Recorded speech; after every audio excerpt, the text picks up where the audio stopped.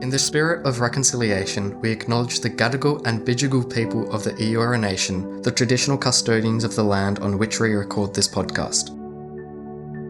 We pay our respects to the elders past, present and future, and extend that respect to all Aboriginal and Torres Strait Islander people listening today.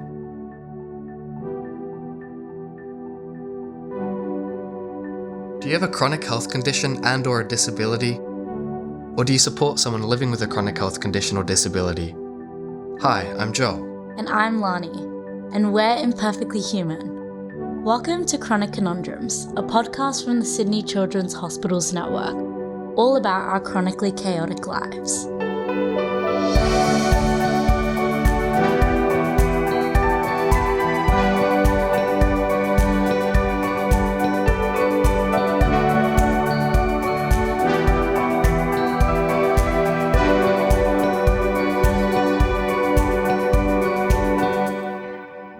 In our journeys with a chronic condition, we must become expert navigators of the extraordinary, because every day presents a new challenge. We're here to tell you what to gain from those aches and pains, because we're more than just patients, surgeries, and prescriptions. We're people too. This episode, we're beginning our descent into diagnosis. Lani and I will bring you along in our journey with a chronic condition, caught in the in-between of sickness and health. Approximately 29% of Australian young people aged 12 to 24 years are currently living with 3 or more chronic health conditions. Some people are born with their condition. Joel, what was it like to receive your diagnosis essentially from birth? So I have a super rare condition. It's called PNPO deficiency. Rare to the extent where there are probably 5 people in the country with it, I think.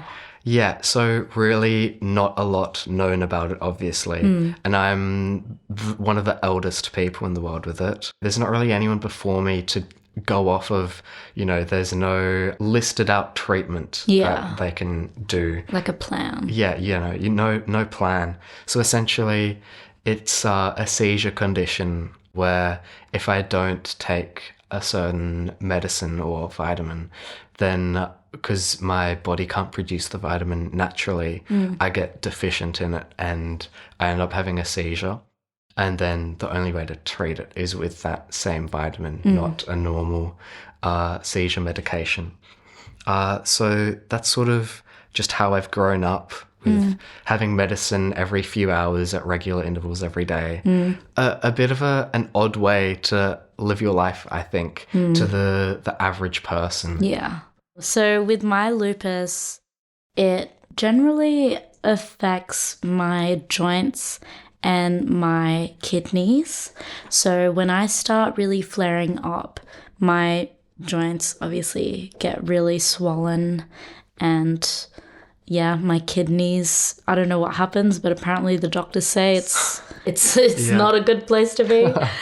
I have really bad headaches, and it's sort of more physical in the way where it's like you feel so fatigued that like you generally like can't do your day to day when it gets pretty bad, and it comes on when I'm like either in the sun for too long or if I'm getting over an illness, since it affects my immune system. My body's really, really sensitive to that sort of stuff. Yeah. It's quite an odd experience hearing about your condition from someone else, even though it was happening to myself. Yeah. I'd hear stories about when I was 2 and on a plane and something bad happened, and I have no memory of it because I was 2 years old and a baby who didn't really talk. Oh my goodness. So it's a bit of an odd experience in contrast with having a definitive moment in your life that you can go back to. Yeah. Where you have stages in your life pre-diagnosis and post-diagnosis. There's none of that really for me. And so there are doctors that helped me that I don't know the names of, which is just kind of weird. Yeah. So it sort of just sets my life up, essentially, where I don't know another life other than having this chronic illness. Yeah. So in 2019, I started getting really bad joint pains, like in my fingers and in my arms. And I've always struggled with anxiety. So I thought that maybe that was like another symptom where I'm just like a different really manifestation. Yeah, like I'm really tense during my sleep because of my anxiousness. So when I wake up, that's why my body's hurting. And I went to the doctor and they did some blood tests. And at first they thought I had leukemia. So I went from transferring to different hospitals and doctors down to like oncology down in Sydney Children's. And I had a bone marrow biopsy and they found that everything was okay. So I didn't have leukemia, which was a really good thing, but that was a pretty scary experience. And this is all happening within like a week. Yeah, right. And then after that, they sort of just was like, oh, it's not leukemia. You'll be fine. Just go home. The pain will wear off. Maybe you're just sick. And then I went to Year 9 camp and I spent a lot of time in the sun, which I am now not allowed to do. And I started to flare up pretty bad. My joint pains, I would wake up crying and it would just be really unbearable. So they brought me back to Sydney Children's and that's when I was brought into the rheumatology department. And that's when they were like, okay, you have lupus. That's the reason for all this pain. Right. And that was sort of like really relieving to actually get an answer. Yeah, of course. Because I feel like a lot of that start was just like, maybe it's this, maybe it's this. And then to finally get an answer and to move forward from that was pretty good. Relieving, I'm sure. Yeah. Young people connected to Sydney Children's Hospitals Network have shared some of their diagnostic experiences with us. Let's feast into their facts of life in sound bites from our chat with them. So I've never known what it's like to be, in very heavy quotation marks, a normal person. I was in and out of hospital altogether in my whole life. I've had around 40 major scale surgeries and over 1,000 medical procedures. I was diagnosed at 6 weeks of age through a heel prick and sweat test. The condition over time just damages your lungs in the sense that we can't clear our lungs well enough like the average person would. So if they would have to have a cold or the flu, and they might have like a chesty cough, they can probably clear their lungs easily or in a different way. Whereas we have to do physios, therapies and be on medications to assist that, and also stop the production of possible infections to damage the lungs even further and scar them and make parts of them unusable. So in those circumstances, over time, the lung capacity that we have just decreases over time to the point where you either pass away or you need a double lung transplant. I was diagnosed with Crohn's disease in 2018 when I was in year 7, and the process of getting diagnosed was very lengthy and difficult, and there were a few obstacles to combat. Upon diagnosis, your reality may be flipped upside down. Life is disrupted and identities unravel. Most people experience strange symptoms and sicknesses, their body and perspective changes. You may require treatments, medications, therapies, or even surgeries. It's a period of rapid transition. Those who are diagnosed when they're young adults and teenagers can really struggle with their identity, body image, career trajectory, and relationships. Negative beliefs about ourselves may trigger self-limiting behaviours. These feelings have the potential to stop us from achieving our goals. Have you experienced any negative thoughts about yourself after diagnosis? Yeah, well, of course, I was in high school, so being on like 50 milligrams of steroids obviously has some effect on your physical body. So my body obviously changed and I was not used to it. And it really wasn't the best thing to wake up in the morning and look not my healthiest self, even though I was getting better and I was getting sick as well. My mind wasn't necessarily nice about that on myself, to give myself credit for what I have done. So of course I was beating myself up for not looking like the other girls, and I completely ignored the fact that I'm going through stuff that a lot of other people aren't going through, Mm. and a lot of other people don't even know about. Yeah, I guess that's the thing where a lot of people have body image issues, but with chronic health, it has a specific reason and it's traceable to one thing. Yeah. And that one thing's completely out of your control. Yeah. So a lot of the time that just makes it that bit harder to Yeah. And really it's something get that through you can't really change in a way. No. Where it's just like you sort of just have to deal with it. This is how it's going to be for the rest of my life, whether I like it or not, so might as well love it. For sure. And that was a long journey to get there, of course. You just have to build a bridge. Yeah, no. A few years ago, so I had a liver transplant, and as a result, I have this huge scar Yeah. on my abdomen, basically. And it took me ages, like years and years, to feel comfortable about it. Yeah. Where it was such a glaring part of my body that anyone could just look at, and if you know what kind of scar it is, you know exactly what happened. Yeah. But, you know, you don't know any of the story behind Yeah. it. So I felt just super awkward about having this mark on my body. Yeah, like that- a whole part of your condition is like displayed. Exactly. That anybody who knows anything about transplants can basically go, oh, you had a transplant. Yeah. If I was going to the beach, I'd wear a rashie, not because I was like insecure about my weight or anything, but it was just this physically branding Yeah. mark on my body, you know? Yeah. It was just definitely it gave me negative perceptions about myself and how other people perceived me. Yeah. And just not nice because it is so out of your control Yeah. and you can't just decide to fix it. Yeah. It's important to remember that over time, the eccentric aspects of everyday life become second nature and make us who we are. When you're going through this diagnosis and all these like treatment, you're sort of forced to like mature. Yeah, A lot. totally. School. Yeah, when you come back to school and you're forced to like mature and you're coming back as sort of this new person. Yeah. And then you've got people like running around and like shouting, and it's like, oh my gosh.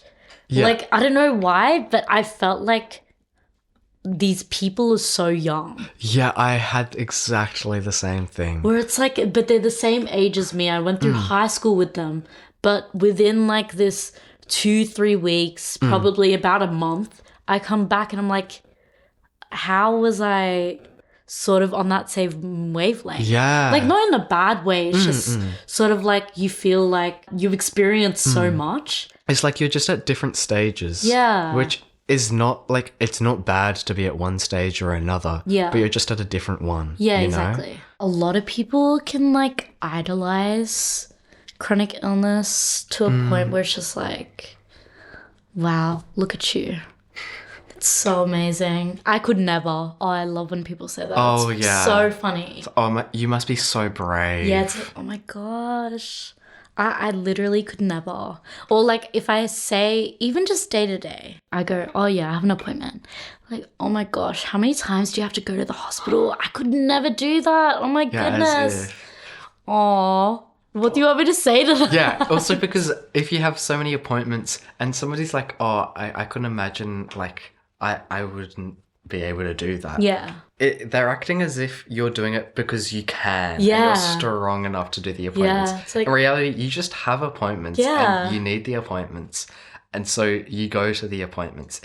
You don't do the appointments because you're strong and Yeah. brave. You do the appointments because you need the Yeah. appointments. And like with me taking medicine around the clock every few hours, you know, somebody would be like, oh, I could never do that. I just forget all the time.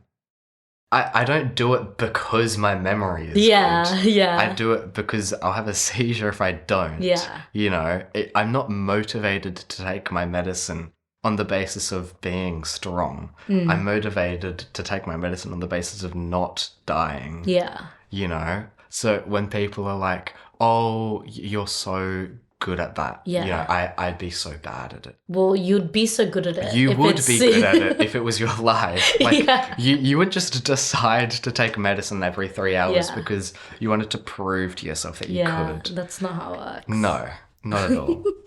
Joel, do you have any outlets that helped you like handle your condition as you grew up? Yeah, I think so, totally. I think music was definitely one of them. When I was in hospital, I actually played and learned guitar in hospital. So that was my most recent instrument acquisition, I guess, where the music therapist, I was linked in with her, and she would bring me a guitar that I could play. And a lot of the time I was in an isolation room, meaning that I didn't have any roommates, and the door was shut. Yeah. Which was obviously perfect for playing an instrument in hospital, where you don't really want to bother people. You don't know what kind of day they've had. Yeah. But definitely being able to distract myself with such a, I don't know, a personifiable thing. Yeah. You know, I can really put myself into it. Yeah. I mean, obviously at the same time I sucked because I was learning an instrument for the first time. Yeah. And it's kind of crazy to think how, you know, I was barely able to play the right strings when I wanted to, compared to where I'm at now, where I'm a pretty competent guitar player. Yeah, I can you do get to quite see a lot. yourself like grow. I know how to play ukulele. That was like my thing. Sure. Ukulele was I like started my off thing. with ukulele, Yeah. and that's why I wanted to learn guitar. Yeah, the same as me. Yeah. But I found it really difficult because with my joints affecting yeah. mostly my hands. Sure. So like all these chord shapes and then going like from ukulele to guitar. It's just like, oh my gosh, this is so complicated. Yeah. So now like my goal is I have my guitar always in open D tuning. Oh, really? And I try and like make the most simple chords from there. Yeah. So that I don't have to move my fingers as much. So it doesn't hurt as much. So it's just little things like that where it's just like it may feel like a challenge where it's like, oh, now I have to learn it a whole different way to everyone else. But it's also really cool to be like, oh, this is the only way I can do it. Yeah. And I'm learning it myself. Yeah, and it's unique that way. Yeah. And I mean, you think about famous guitar players, and so many of them, you know, if they were just some random person, you go, why are you playing the guitar that way? That's not how you're meant to do it.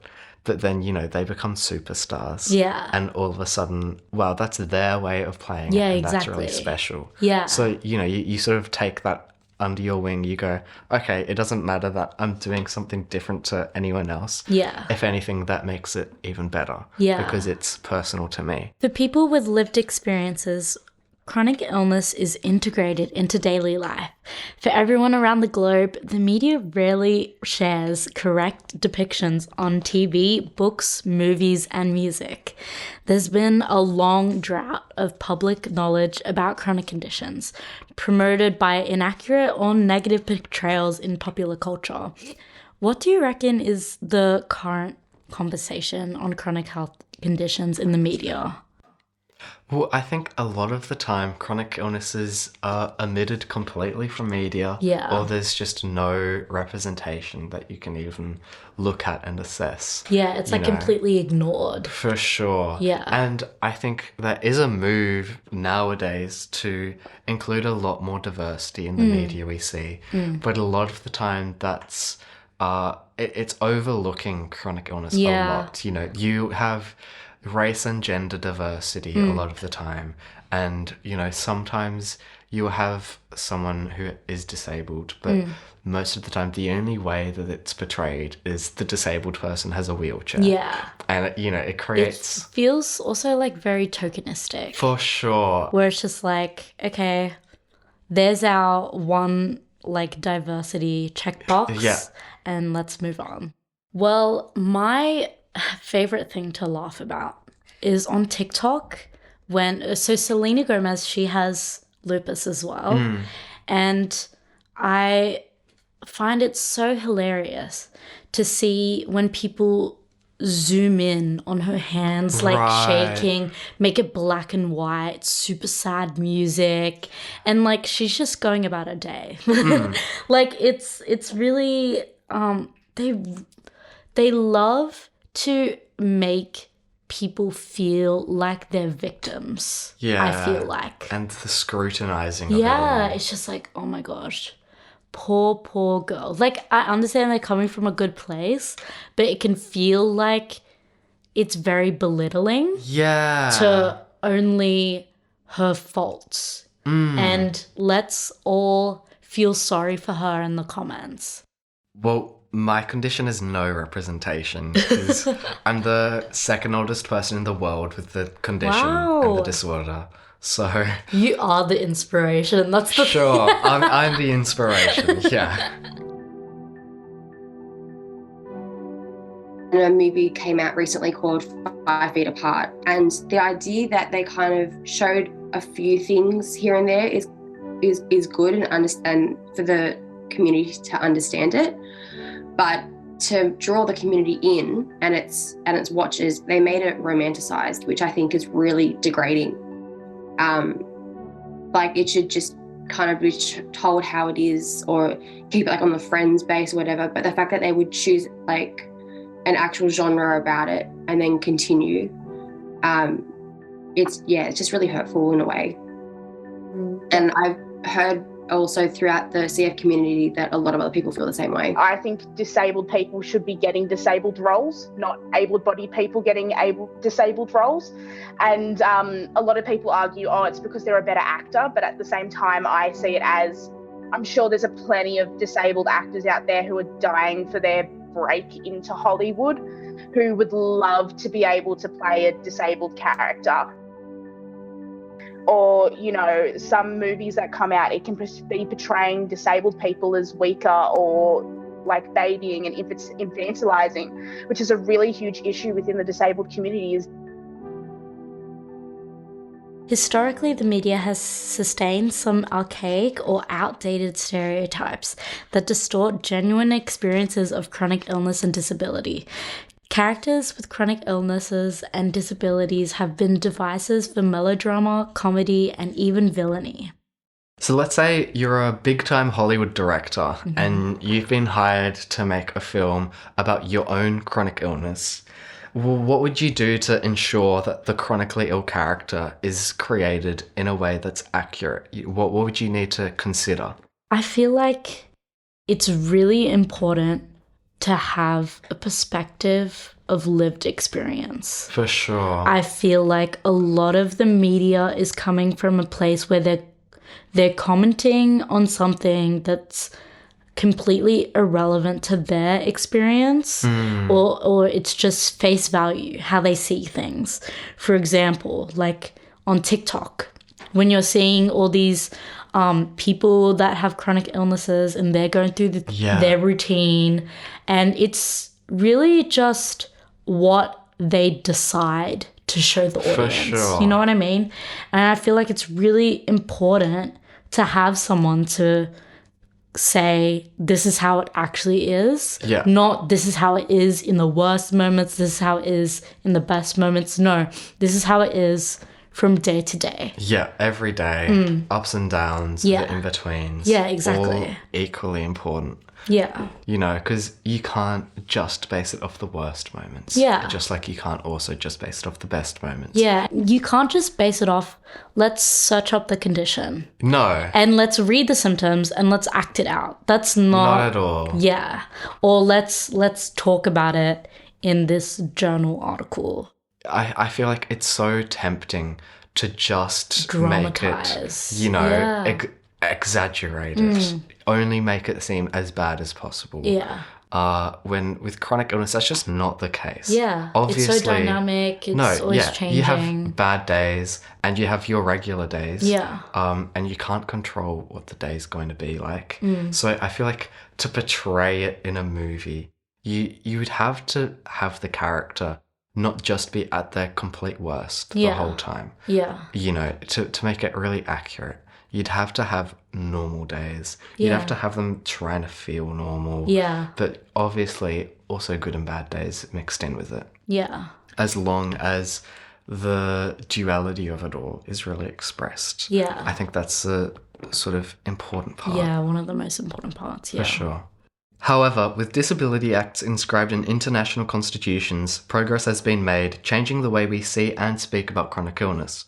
We see Disney icons in our screen like Nemo, Vanellope, and Elsa taking a stand against prejudice and embracing their disabilities. Young children reciting the positive disability rhetoric as they play with character dolls. We see celebrities like Lady Gaga and Selena Gomez documenting their truths of chronic illness in a way that their vulnerability is empowering. We are accompanying a new stream of social media influencers to their clinic appointments, G-tube feeding, ostomy care. Depictions of illness and disability are no longer a series of circus mirrors, but rather transparent sources of support. That's a wrap on our first and one of the most important chronic conundrums. We hope you'll continue on this journey with us. Next episode, we'll be talking hospitals, how to cope with a sudden health crisis, and take you through how to overcome your medical fears. But for now, this is Lani and Joel signing off. And trust us, we'll be chronically ill next time you hear us.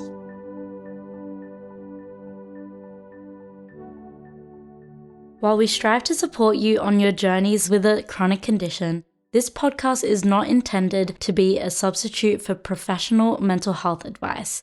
If you find any topics potentially triggering, please seek help from a local mental health professional or contact Kids Helpline on 1-800-55-1800 for 24-hour advice.